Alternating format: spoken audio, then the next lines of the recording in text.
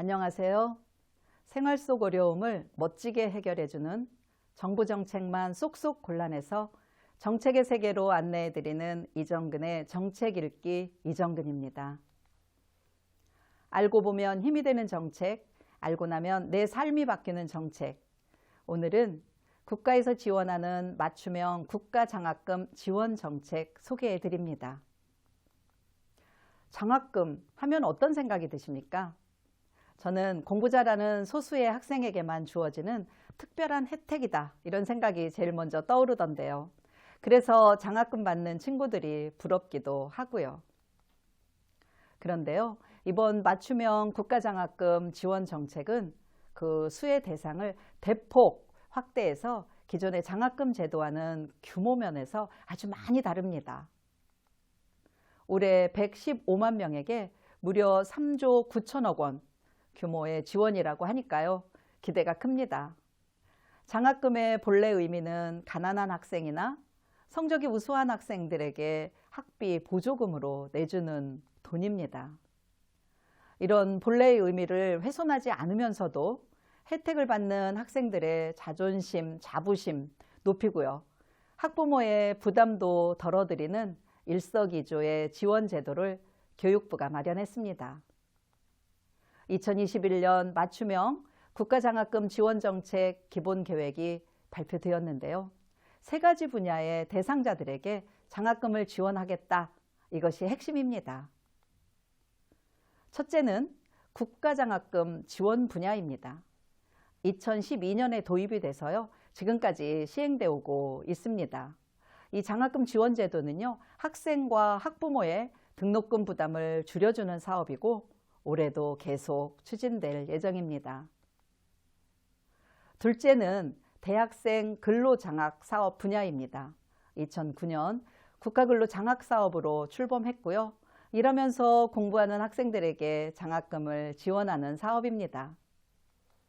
올해 약 12만 명 학생들에게 학자금 마련과 동시에 직업 체험의 기회를 제공하게 될 것입니다. 셋째는 우수학생 국가장학사업입니다. 분야별 선도 인재를 양성하고 저소득층 우수 고교생에게도 해외 유학의 기회를 제공하기 위한 사업이랍니다. 올해 약 4만 4천 명 학생을 지원하게 됩니다. 특히 올해는 코로나19 상황을 고려해서요, 국가장학금 지원 규모나 대상 확대한다고 합니다. 그런가 하면 근로장학금 수혜 학생의 재택근무요 허용하고요. 학기당 근로 한도 시간을 기존의 450시간에서 520시간으로 상향 조정할 것입니다.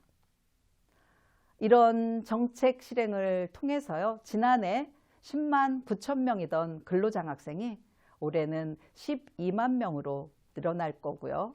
그리고 우수장학생이요, 그동안 3만 1,000명이었던 우수장학생은 4만 4천 명까지 확대됩니다.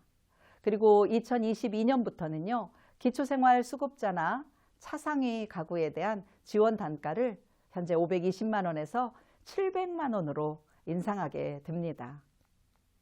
그리고 모두 다 잘 아시다시피 다자녀 가구의 셋째 이상 자녀는 등록금 전액 지원합니다. 신청 방법 안내해 드립니다.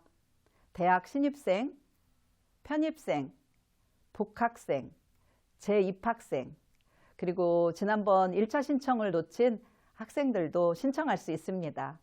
오는 3월 16일까지니까요. 서둘러 주세요. 전국 1599-2000번 또는 한국장학재단 홈페이지 www.kosaf.go.kr로 신청해 주시면 됩니다. 저는 오늘 맞춤형 국가장학금 지원 정책 소개해 드리고 있는데요. 교육의 중요성을 다시금 생각해 봅니다. 국민 모두의 행복한 삶을 위해 지식과 지혜를 전달하는 유일한 수단이 교육이죠. 그것을 지원하는 교육정책이 효과적으로 뒷받침되어야만 국가의 백년지대계 기둥이 튼튼해지기 때문입니다. 그런 점에서 교육부가 발표한 이번 국가장학금 지원 정책은 그 의미가 매우 크다 하겠습니다. 이정근TV 시청자 여러분, 행복 추구권은 헌법으로 보장된 국민의 기본 권리입니다. 이제는 행복을 누릴 권리를 행사할 때입니다. 이정근TV는 국민 모두가 행복한 삶을 누릴 때까지 정부가 펼치는 각종 지원 정책들을 쏙쏙 골라내서 내 것처럼 효과적으로 활용하실 수 있도록 도와드리겠습니다. 알고 보면 도움되고 알고 나면 내 삶이 바뀌는 이정근의 정책 읽기였습니다. 고맙습니다.